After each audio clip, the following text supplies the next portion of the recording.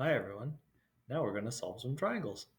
Okay, so we're not going to solve the whole triangle, but actually that would be a good way of seeing if you have all the skills. Anyway, if we want to solve for this length p here, we need to go through a flow chart. Our first step is to say, do we have a right angled triangle? Answer is no. Second step, do we have it? So we have to use sine law or cosine law. Next step, can we use sine law? And the answer is no, because we don't have any like pair of opposite information. I don't know angle Q yet. I don't have any of those pairs. So I have to use cosine law. It's just like next thing is cosine law. Okay, so I'm using cosine law to solve for a side. So, but it says first guess. 70 degrees looks pretty good. If that's 13, I'm going to guess 15 here, I suppose. Maybe that's even a little long. Maybe 12. Not 12, sorry, like 13.5 maybe. Anyway, now let's see. So this is the way we set it up. P squared is equal to little r squared. This is little r squared, inner sheep, and this is little q. Okay, little r squared plus little q squared minus 2rq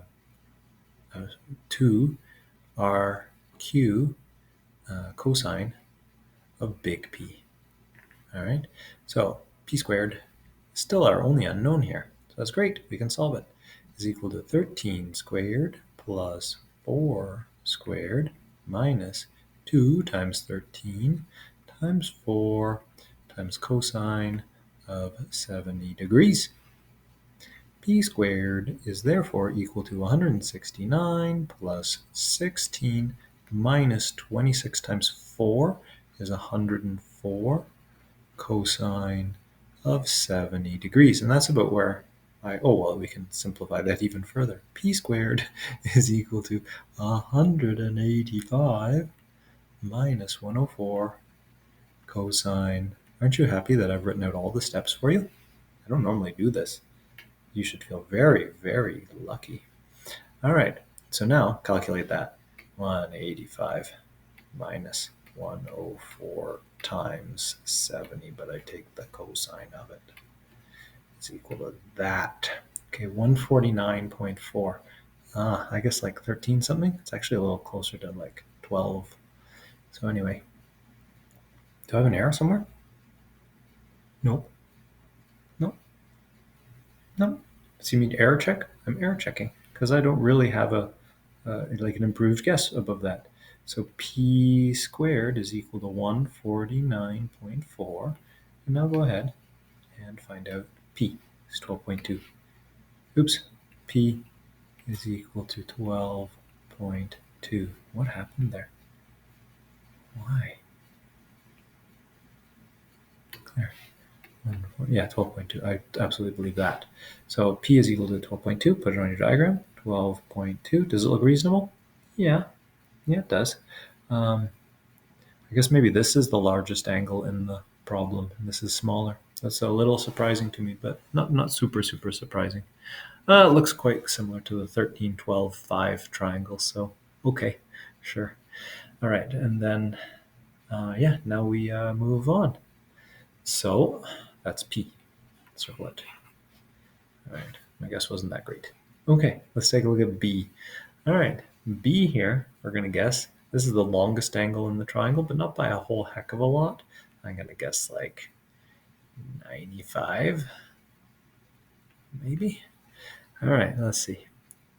95. Okay, go through your flow chart. Is this a right angled triangle? Answer, no. Okay, we're using sine law or cosine law. Do I have an opposite pair of information? No. So I'm not using sine law, I'm using cosine law. I'm using cosine law to solve for an angle. Okay, cool. So I can use this arrangement of cosine law. Cos B is equal to a squared plus c squared, not this one. Okay, this is little a and this is little c. All right, so these two have special places in the formulas, and you'll see where they land. The angle lands there. And then a squared plus c squared minus little b squared, all divided by 2ac.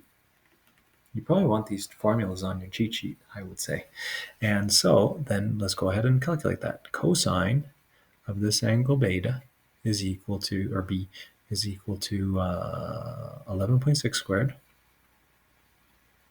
plus 7.4 squared minus 115.2 squared, all divided by 2 multiplied by 11.6 multiplied by 7.4. Okay, evaluate that. Why did I close that calculator?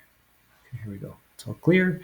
All right, 11.6 squared plus 7.4 squared minus 15.2 squared equals, so that's what's on the top.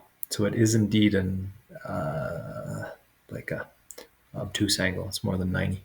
Okay, and then we're gonna divide this by, let's put this in brackets, 2 times 11.6 times 7.4, and the bracket equals negative 0.243. So cosine of beta is equal to negative 0.243-ish, approximate by rounding. And then we're going to go trigonometry. Yeah, but I want the angle, so I take the inverse cos of it. It's 104. Beta is equal to 104.0. Yeah, 104 degrees. There we go. So our guess, not that great, 104 degrees. Cool. 95, now it's out by 10 degrees. That's a big difference. It's like 5 degrees warm, but negative 5 degrees. Okay. All right. Guess for side A. Okay. So what's side A here? Well, I feel like it's going to be shorter than 10 because this angle is bigger than that angle. So I'm going to guess about 8. All right. 8. I'd always start with that guess. And then, is this a right angle triangle? No. Do I have an opposite pair of information? Yes. Okay, I can use sine law here. Good, sine law, that's easier. Here, I'm looking to solve for a side, so put your unknown on top. So we will say A over sine 45, remember it's the opposite sides that go together in these ratios, is equal to 10 over sine 60. Okay, rearrange this to give A is equal to 10 sine 45 by multiplying both sides by sine 45 divided by sine 60. Okay, and then calculate that. This we could do an exact value actually. Sine 45 is equal to 1 over root 2, and sine 60 is equal to the square root of 3 over 2.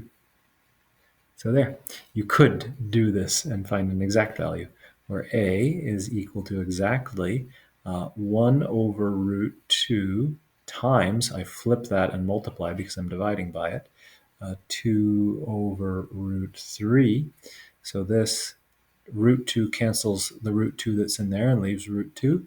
And so you would say that, and then this is times 10 because of this 10. Okay, and so then you would say A equals root 2, 10 root 2 divided by root 3, which is actually equal to, let's find it here. I'll do it both ways. 10 times 2, but I take the square root, divided by 3, but I take the square root, equals 8.16. Oh, my guess was really good. 8.1, almost 8.17. Okay, let's do it the other way. We're just going to punch this. Okay, just punch that on your calculator. I don't care about the exact answer in this case. 10 times 45, but I take the sine of it, divided by 60, but I take the sine of it. Notice exactly the same because I did it right. Okay, so the answer is 8. So our guess is perfect. 8. A equals about 8. 8.16, I think it was. 8.16. Okay. Circle it.